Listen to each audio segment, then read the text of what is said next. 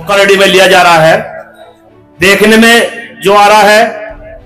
कि यहाँ पर सबसे जो बड़ी विशेषता है कि सभी समाज के लोग, सभी सरखाप के लोग यहाँ पर उपस्थित हैं। देखो कुछ तो गलत हुआ है जो हम सबको यहाँ पर आज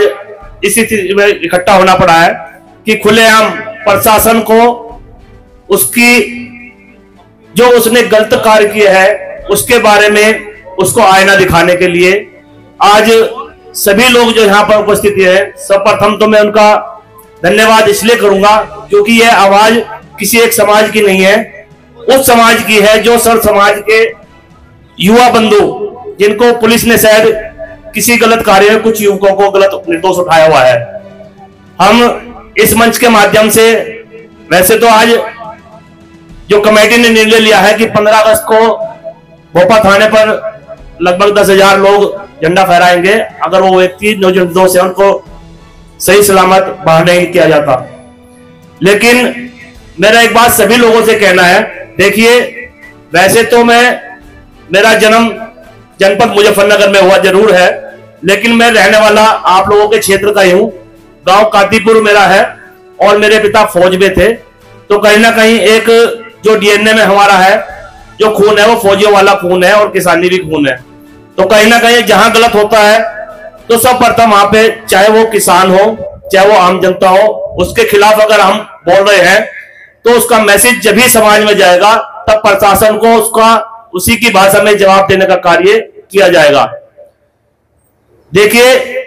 आजकल एक ट्रेंड मुजफ्फरनगर में बहुत जबरदस्त चल रहा है, जो नए नए अभी कप्तान साहब आए हुए हैं बोलने में इतने एक्सपर्ट हैं, शायद वो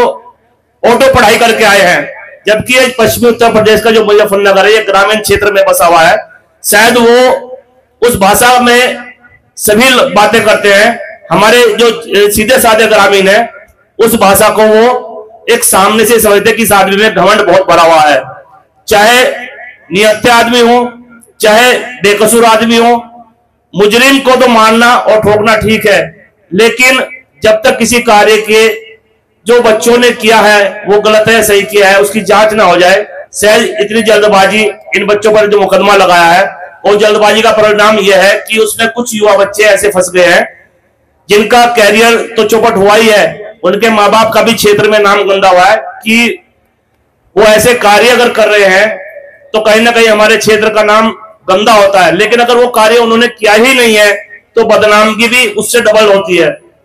तो जो निर्णय यहाँ पे आज कमेटी द्वारा लिया जा रहा है तो कहीं ना कहीं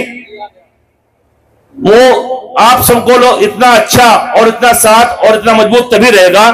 जब 10,000 नहीं कम से कम 50,000 लोग जो क्षेत्र के हैं भोपा थाने पे ही घेराव करें,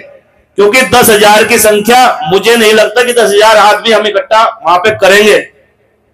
और ना ही आने की हिम्मत करेंगे, क्योंकि शासन प्रशासन से शायद कुछ लोग डरते हैं, लेकिन ये कार्य ऐसा है इसमें डरने की आवश्यकता नहीं है। 10,000 नहीं अगर 50,000 की भी जरूरत पड़ेगी तो क्षेत्र के सभी भाइयों को हम सब साथ मिलकर आगे बढ़कर पूरे जोर शोर से उन निर्दोषों का बचाने का कार्य करेंगे जिसमें वो लोग फंसे हुए हैं। एक ट्रेंड मैं बता रहा था आपको जो कप्तान साहब ने चलाया हुआ है कि कोई भी थाने का आदमी चाहे वो छोटा सिपाही हो चाहे बड़ा एसओ हो या एसएचओ हो, गुड वर्क करे और तुरंत इनाम की राशि तुरंत एकदम पाए। तो मेरा सोचने का विषय यह है कि आदमी इतने बड़े बड़े काम करता है, इनाम पाने में उसको सदियां बीत जाती है। ऐसा कौन सा कार्य, ऐसा कौन सा पैसा गवर्नमेंट से या सरकारी विभाग से आता है जो तुरंत एकदम कैश कार्य करने के बाद दिया जाता है? उस पैसे के लालच में, इनाम के लालच में हो सकता है किसी पुलिस अधिकारी से या किसी जवान से कोई गलत कार्य हो जाए और उसका निशाना वो लोग बने जो शायद वो कार्य ना करते हो। तो मेरा आप सब लोगों के माध्यम से यही कहना है, सभी पत्रकार बंधु भी आज इस कवर को करने, देखो आपके जनपद से और क्षेत्र के ग्रामीण से सभी लोग यही उपस्थित हैं, वो भी इसी प्रयास में है कि क्षेत्र में जो घटना घटी है इसका सही खुलासा हो। देखो झंडा तो जरूर फहराया जाएगा, लेकिन हम चाहते हैं अगर पुलिस प्रशासन ने काम गलत किया है और इतने मंत्रियों के विधायकों की इसमें सिफारिशें भी गई है और उसके बावजूद भी अगर ये कार्य ऐसे ही रहा तो ये लानत हम सबके ऊपर, हमारे परिवारों के ऊपर है, क्योंकि जनता वो चीज है सही को सही कहती है और गलत को गलत कहती है, जिसका परिणाम आप देखते हैं जो इतनी भीड़ यहाँ पर है। ये सच इतना हल्का जरूर हो सकता है कि यहाँ पर भीड़ कम है, लेकिन इतना कमजोर नहीं है कि वो उसको झूठ को हरा नहीं सकता। इतनी भीड़ भी अगर आज अभी भी थाने पर जाए तो ऐसी कोई ताकत नहीं है कि अभी भी कोई बड़ा अधिकारी आके इस कार्यक्रम को संज्ञान में ले और उन बच्चों के प्रति जो सही जांच करके जो निर्दोष है उनको सजा देने से हम बिल्कुल मना नहीं कर रहे हैं। जो निर्दोष है उन पर कार्रवाई सख्त से सख्त हो, चाहे उसमें कोई भी हो, चाहे उसमें परिवार का कहीं भी किसी भी राजनीतिक पार्टी से संबंध रखता हो।